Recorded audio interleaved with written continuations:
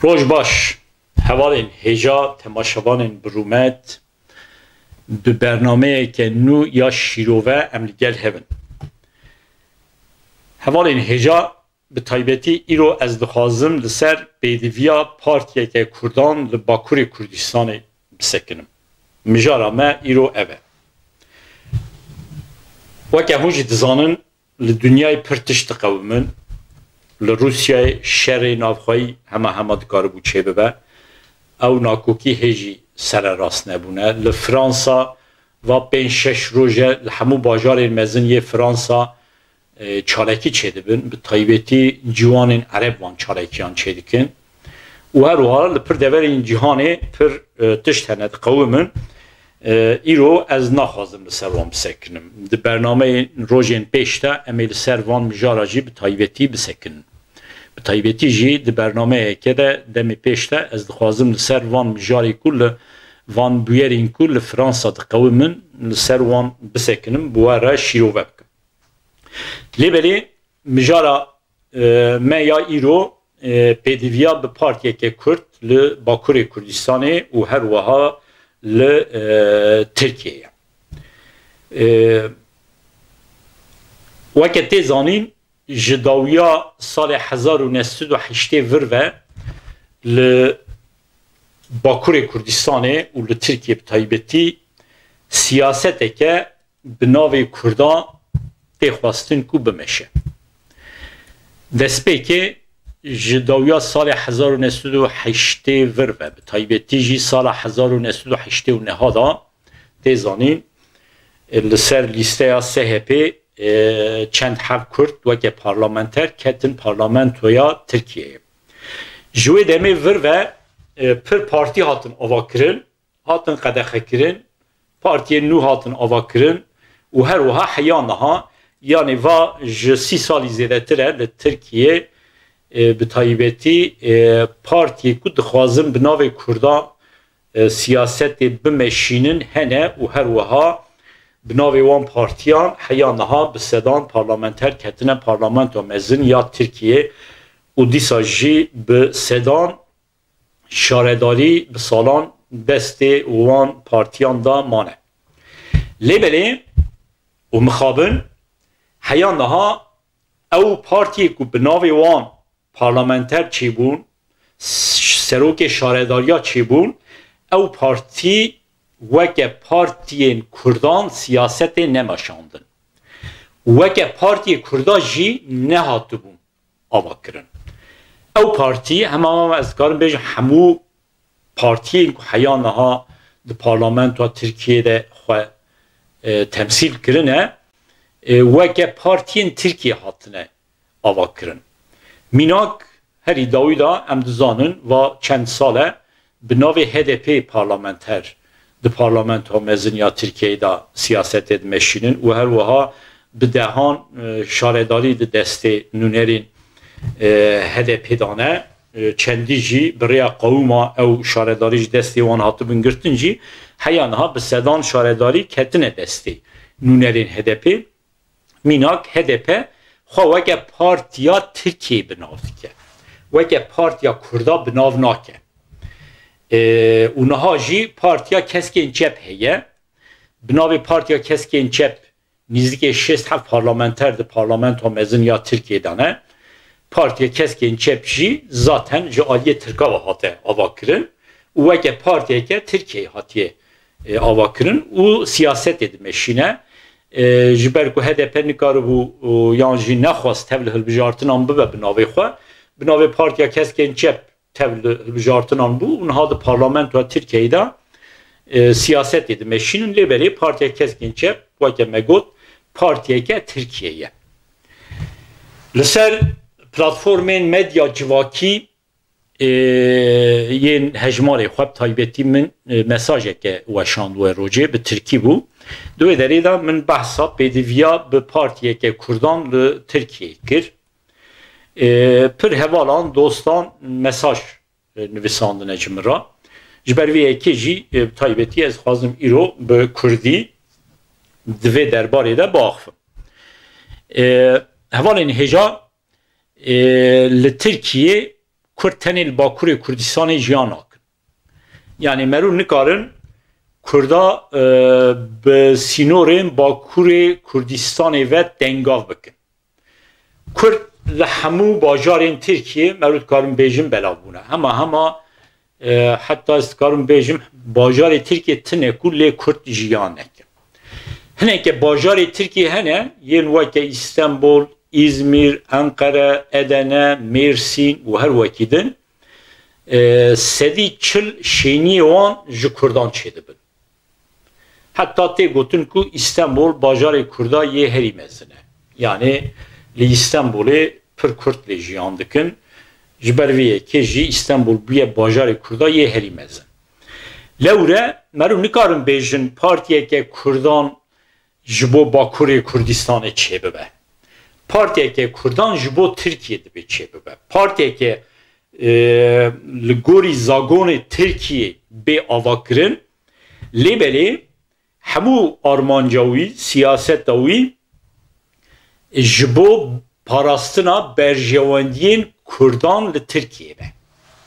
Yani ne ji bo berjewendiyên Kurdên Rojhilat, Rojava, Başûr.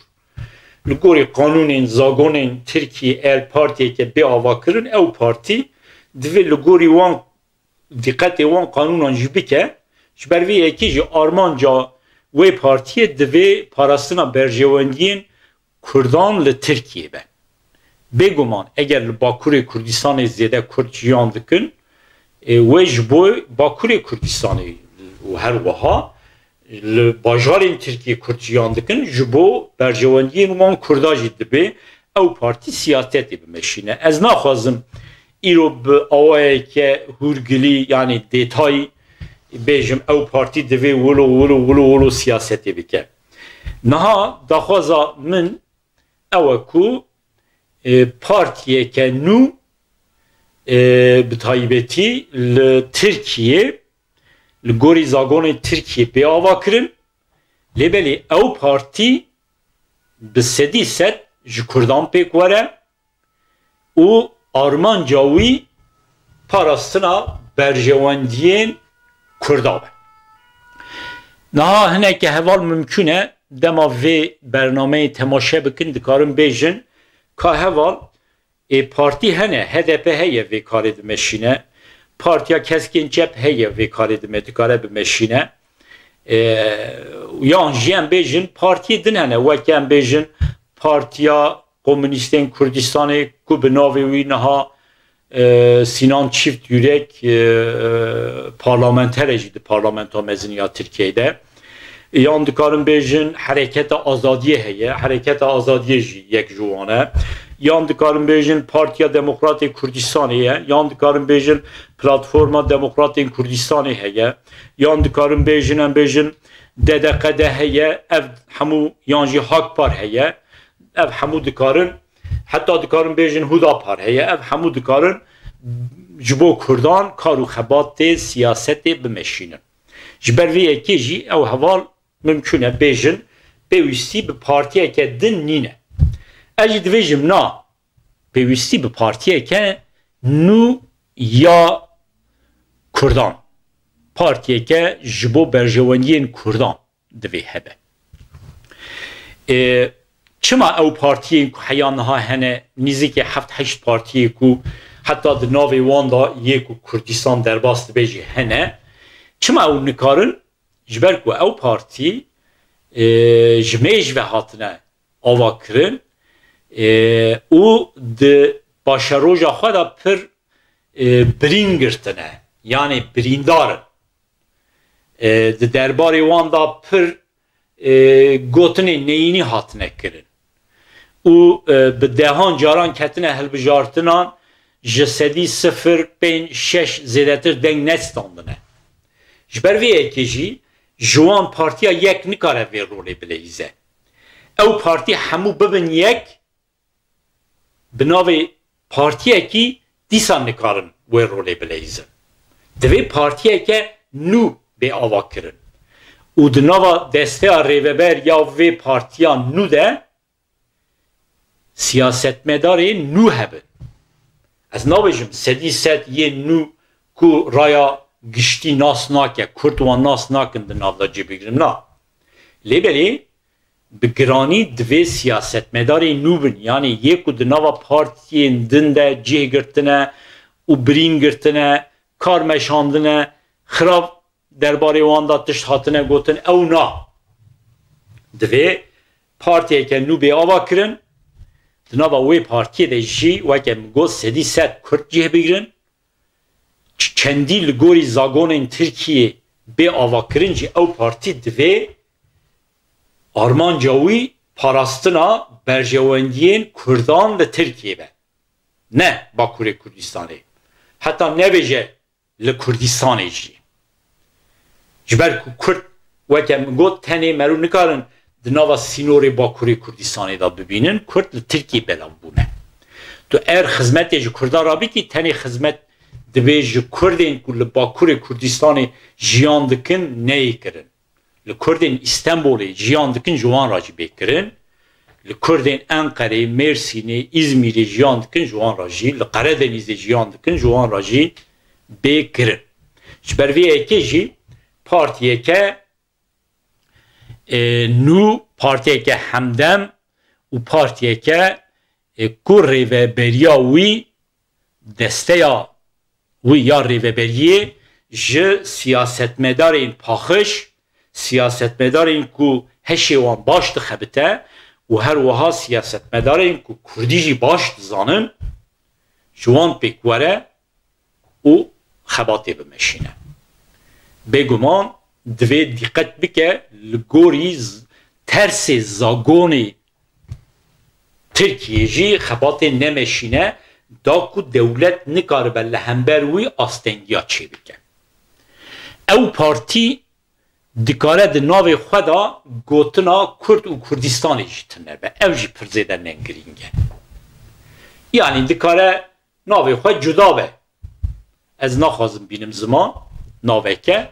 Lêbelê di nava navê wî de dikare gotina Kurd û Kurdistan tune be jî. Ev pir zêde nemihim e. Lêbelê ya herî mihim armanca ku ew dide pêşiya xwe, xebata ku dimeşîne, siyaseta ku dike tamamen ji bo berjewendiyên Kurda be.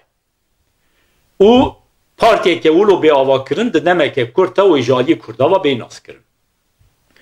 Hin heval dikarin bêjin heval zaten bi navê Partiya Keskên Çep di parlamentoyê da nîzkê 6 parlamenter hene ew vê xebatê dimeşînin. Ez jî dibêjim kekê min ne wilo ye.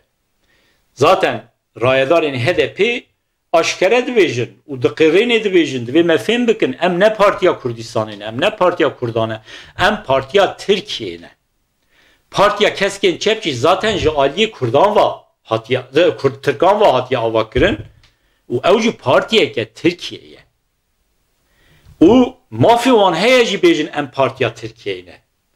Li ser medya civakî hin kes rexne dikin HDP'yi. Min jî di demên borî da pir cara rexne kir derbarê Kurdî de bi taybetî.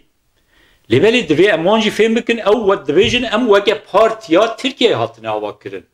Heta rayedarên PKK jî vê tiştê dibêjin. Yani rayedarên PKK yê weke Cemîl Bayîq yê weke Mustafa Karasu ew jî dibêjin HDP Partiya Tirkiye ye. Partiya Keskên Çep Partiya Tirkiye ye. Mafê me tune em ji wan bixwazin bêjin îlahî bibin Partiya Kurdan.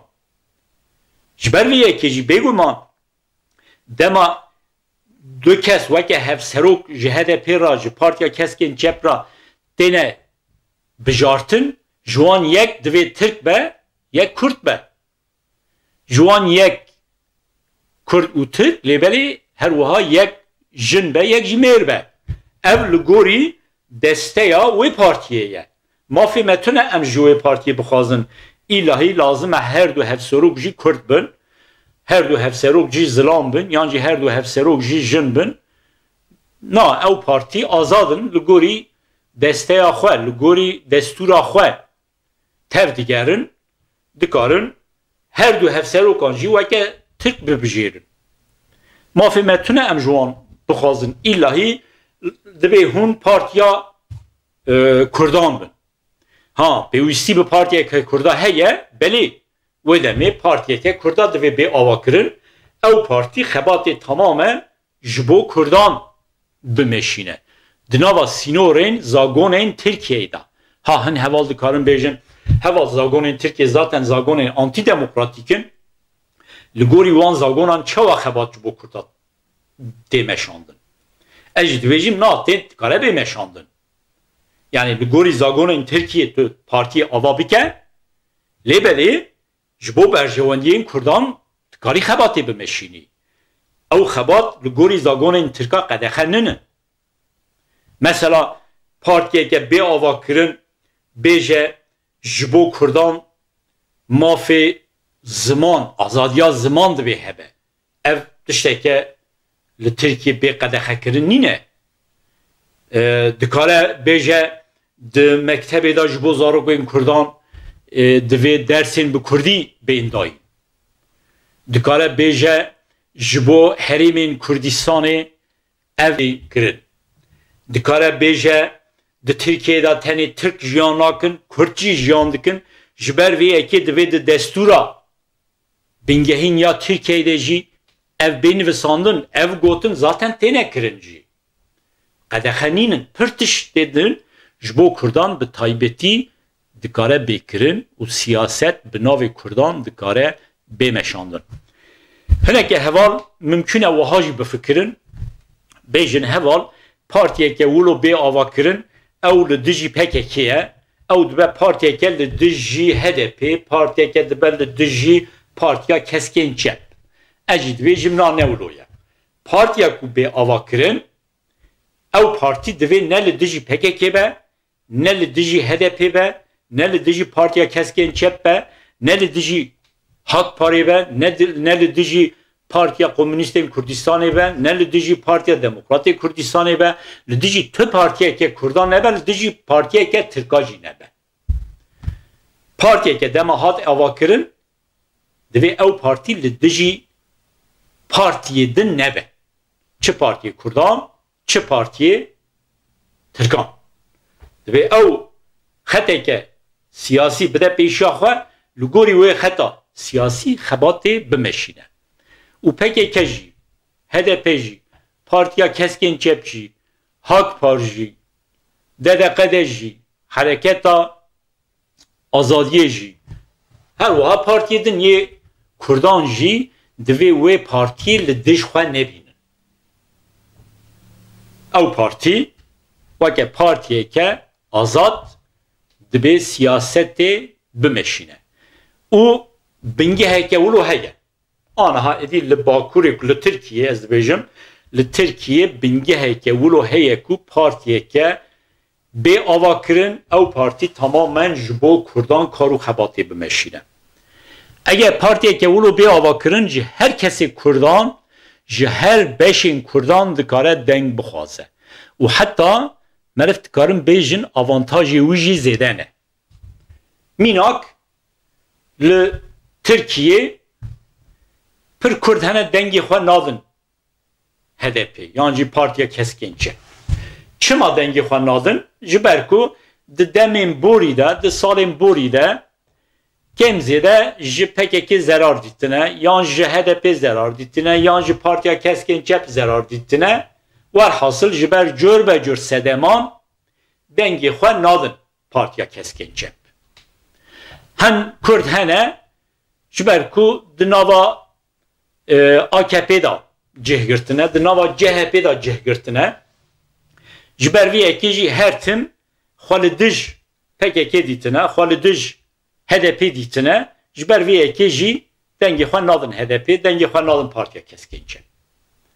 Eger partiyekî ku çawa ez dibêjim bê avakirin ji bo parastina berjewendiyên Kurdan li hemû Tirkiye, li Bakurê Kurdistanê û li hemû Tirkiye, ew partî partiyeke nû bi îmajeke nû dikare ji wan hemû Kurdan dengan bixwaze. Yani xwe nede kêleka hêzekî, xwe nede kêleka beşeke civakê, xwe weke partiya hemû beşên civakê binav bike, daha rahat dikare denga bistîne. Mesela Kurdên muhafazakar rahat deng nadin HDP. Heyanha deng nedidan HDP. Çima? Jiber ku HDP xweke partiyeke cep didit. Unaha jî zaten binavê partiya keskin cep ketine hilbijartine, ketin hilbijartinan û di parlamentoyê da cih girtine. Mînak Kurdên muhafazakar zêde naxwazin dengê xwe bidin partiyeke cepgir. Çima jiber ku dibêje li gorî me, li gorî bawariya me partiyeke cepgir ne partiyeke ku em destek bikin. Partiyeke ku ez dibêjim bê ava kirin bi taybetî navê wî jî naveke baş be ji bo parastina berjewendiyên Kurda be wê demê dikare ji Kurdên muhafazakar jî dengan bistîne him jî baş bistîne. Dikare ji Kurdê cepgir jî denga bistîne. Yani partiyeke ku hitabê hemû Kurdan bike divê ew partî ne partiyeke cepgir be ne partiyeke rastgir be jî. Hatta dikare partiyeke hem cepgir be hem rastgir be. Merûlo jî dikarin bêjin. Partiyeke nijatperest nebe. Lêbelê partiyeke ji bo parastina berjewendiyên Kurdan be. Partiyeke ji bo parastina berjewendiyên Kurdan nabe partiyeke nijatperest. Ha wê demê MHP mümkün e wî weke partiyeke nijatperest ya Kurd bibîne. Hin partiyên Tirkan mümkün e wî wilo bibînin. Lêbelê ya herî girîng ew e ku Kurd wî çawa bibînin. û heta ez bi îddia dibêjim eger partiyeke wilo bê ava kirin çawa ku min got xwe düşminê ti partiyeke Kurdan nebîne xwe dostê hemû beşên Kurdan bibîne di hilbijartinên pêşî de û hemû dezgehê xwe jî çêbike ku li gorî qanûnên Tirka zagonên Tirka bikar be tev li hilbijartinan bibe di hilbijartinên destpêkê de wê sedî nêzîkî heft heşt deng bistîne. Yani ji sedî heftan zêdetir deng bistîne. Wê barajê derbas bike wê bikeve parlamentoyê. Yani wê bibe hêzeke. Heta her ku biçe ew partî wê bibe hêzeke baş ya hemû Kurdên li Tirkiyê jiyan dikin. Yani li İstanbulê pir Kurd hene jiyan dikin lêberê ne xweke em bêjin kesên ku li Tirkiyê jiyan dikin Tirkin nabînin. Xweke Kurd li Tirkiyê jiyan dikin dibînin. Ji ber vî yekê jî daxwazê wan Kurdan hene. Li İstanbulê jî jiyan bike, li İzmirê jî jiyan bike, li Mêrsînê jî jiyan bike daxwazê Kurdan hene. Hin tiştên bingehîn hene ku hemû Kurd weke daxwaza xwe dibînin. Ji ber vî yekê jî heva ez dibêjim di demê pêş de divê hereketeke wilo bê ava kirin. Hin kes mümkün e wilo jî bifikirin bêjin ka Ahmed Dere dixwaze partiyeke Kurdan li Bakurê Kurdistanê li Tirkiyê ava bike. Na eveke mina armanceke min o wilo tune ji ber ku di aliyê pratikî de jî ez nikarim li Tirkiyê jiyan bikim, li Tirkiyê siyasetê bikim. Lêberê vê dikarim bêjim. Partiyeke wilo, ekîbeke wilo çê bibe, partiyeke ji bo parastina berjewendiyên Kurdan bixwaze ava bike, ez dikarim bi pir aliyê alîkariyê jê ra bikim. Yani çendîl Avrupayê bim jî pir imkanên min hene ez dikarim ji wan ra alîkar bibim. Heya careke din bimînin xweşiyê de silav û hürmet.